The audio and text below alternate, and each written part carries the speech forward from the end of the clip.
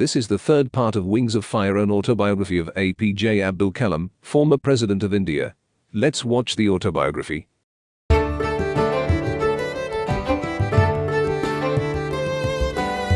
Between research and development, science is inherently open-ended and exploratory. Development is a closed loop. Mistakes are imperative in development and are made every day. But each mistake is used for modification, upgradation, or betterment. Like any other act of creation, the creation of the SLV-3 also had its painful moments. One day, when my team and I were totally engrossed in our work, the news of a death in the family reached me. My brother-in-law and mentor, Janab Ahmad Jalaluddin, was no more. For a couple of minutes, I was immobilized.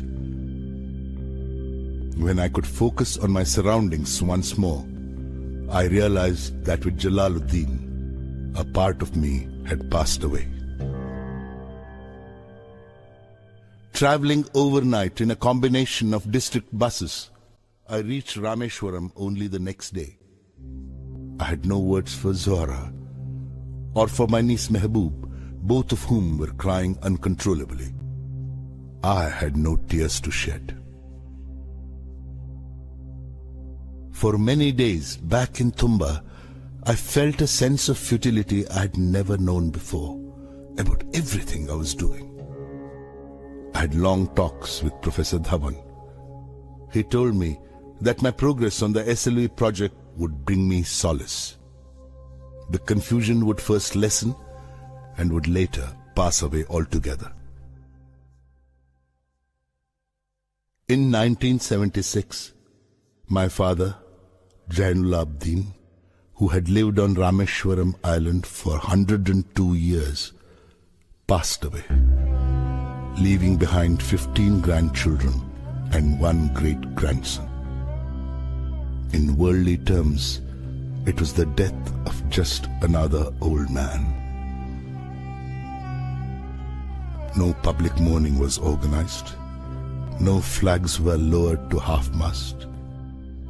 No newspaper carried an obituary for him. He was not a politician, a scholar, or a businessman. He was a plain and transparent man. His life inspired the growth of all that was benign and angelic, wise and noble.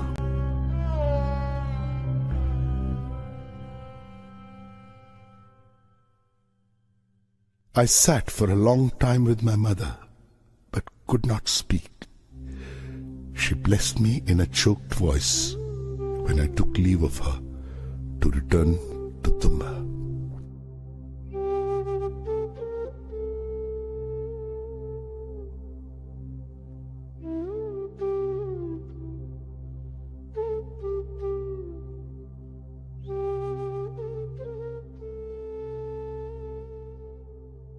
The SLV-3 A.P.J rocket, scheduled to be flight tested in France, was mired with problems.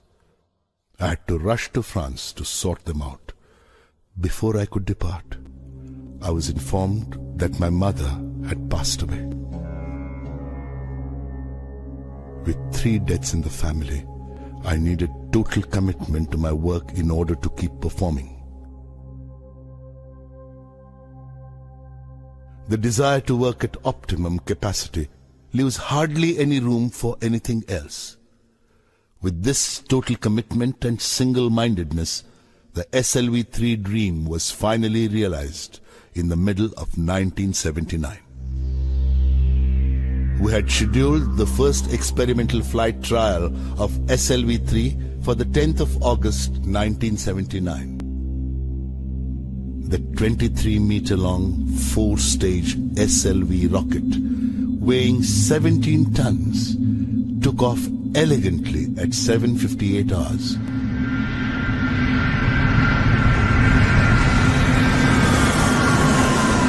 Stage 1 performed to perfection. There was a smooth transition from this stage to the second stage. We were spellbound to see our hopes flying in the form of SLV-3. Suddenly, the spell was broken. The second stage went out of control. The flight was terminated after 317 seconds, and the vehicle's remains, including my favorite fourth stage with the payload, splashed into the sea, 560 kilometers off Sriharikota. The incident caused us profound disappointment. I felt a strange mix of anger and frustration. Completely drained, mentally as well as physically, I went straight to my room and slumped onto the bed. A gentle touch on my shoulder woke me up. It was late in the afternoon, almost approaching evening. I saw Dr. Brahm Prakash sitting by my bedside. I was deeply touched by his affection and concern. I was sad, but not alone.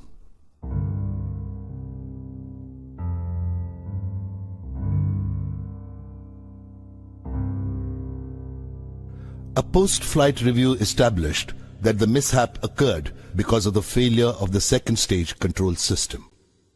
Everybody was convinced by the technical cause and effect sequence presented, and there was a general feeling of satisfaction about the whole exercise of failure management measures taken.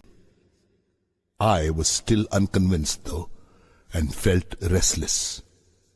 On the spur of the moment, I stood up and addressed Professor Dhawan. Sir, even though my friends have technically justified the failure, I take the responsibility for judging the RFNA leak detected during the final phase of countdown as insignificant. As a mission director, I therefore take responsibility for the SLV-3 failure.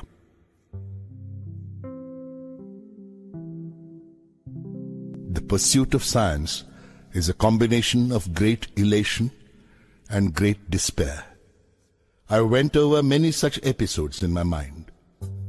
The idea that a man could land on the moon, developed by a Russian mathematician, was realized after nearly 4 decades, and by the United States at that.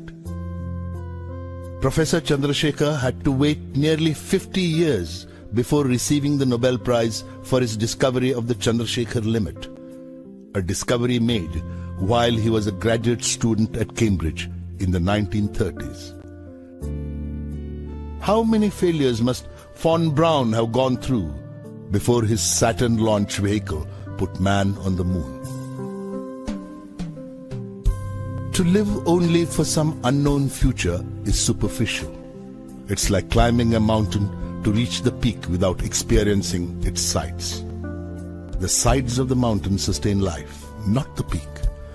This is where things grow, experience is gained, and technologies are mastered. The importance of the peak lies only in the fact that it defines the sides. I went in little steps, just one step after another, but each step towards the top.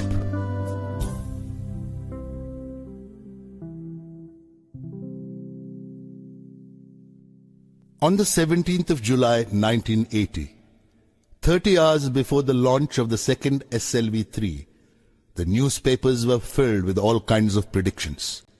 Many reports preferred to trace the history of the first SLV-3 flight and recalled how the third stage had failed to ignite because of lack of fuel and the rocket had nosedived into the ocean.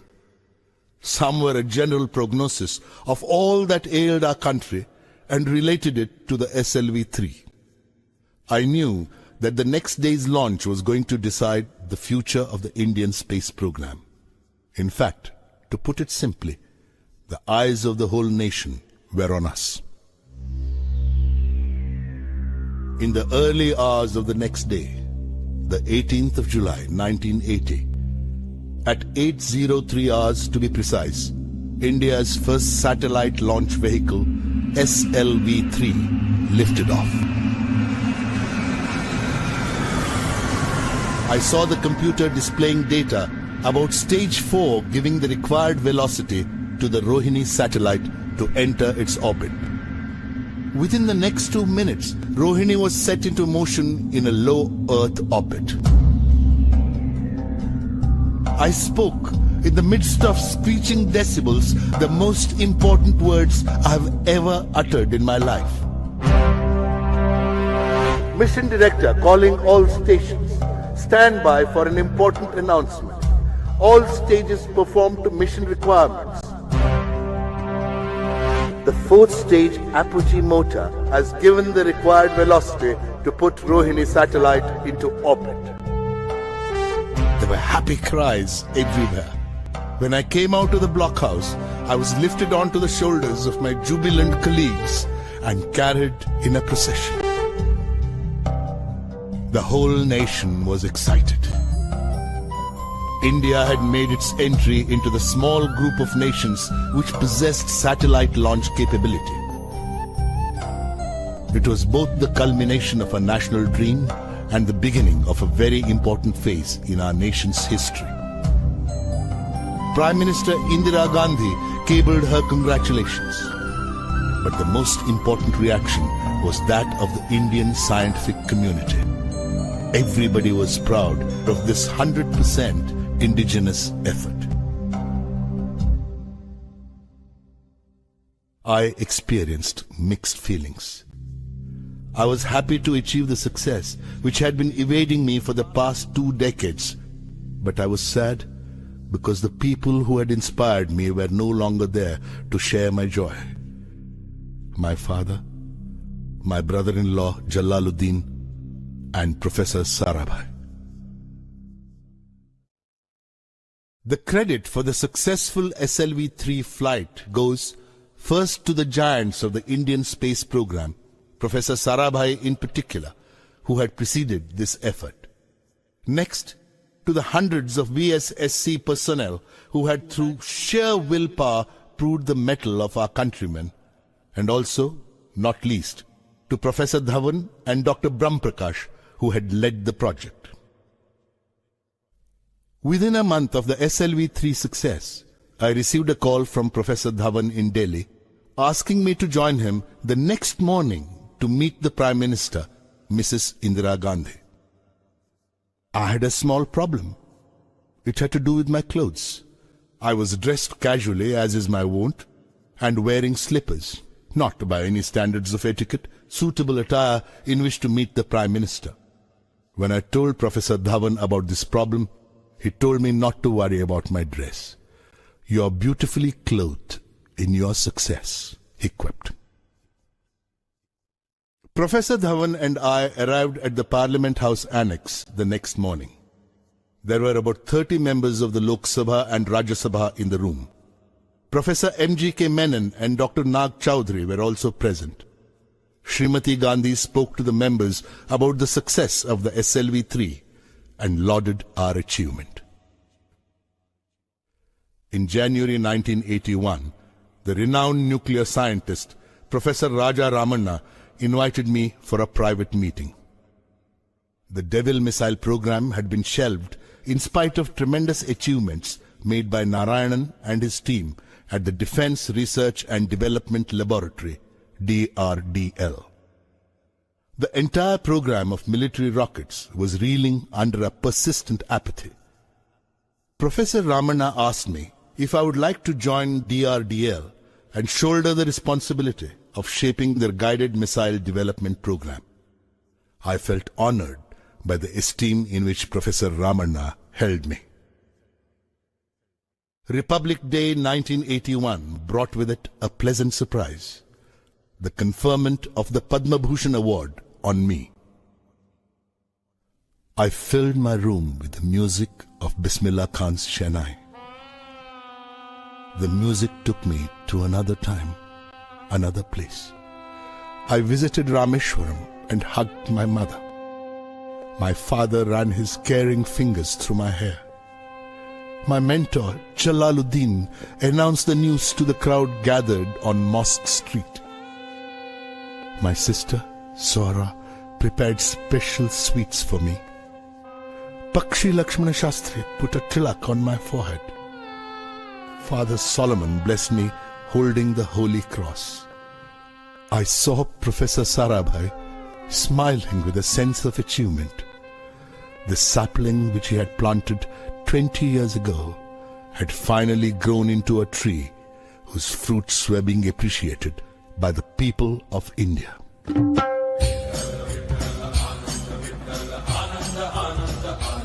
Oh, Ananda Chadohi, Ananda Taranga, Ananda Chadohi, Ananda Taranga, Ananda Chiyanga, Ananda Che, Ananda Chiyanga, Ananda Che, Ananda Chadohi, Ananda Taranga, Ananda Chadohi, Ananda Taranga.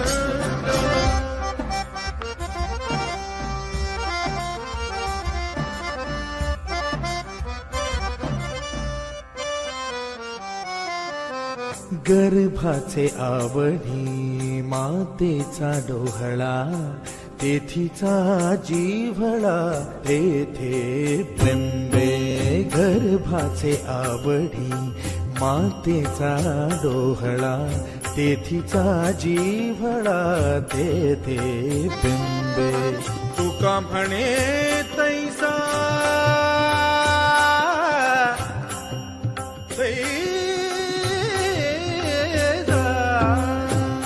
म्हणे तैसा ओतला ठसा अनुभव सरीसा मुखाला आनंदाचे डोई आनंद तरंग आनंदाची अंग आनंदाचे आनंदाचे डोई आनंद तरंग.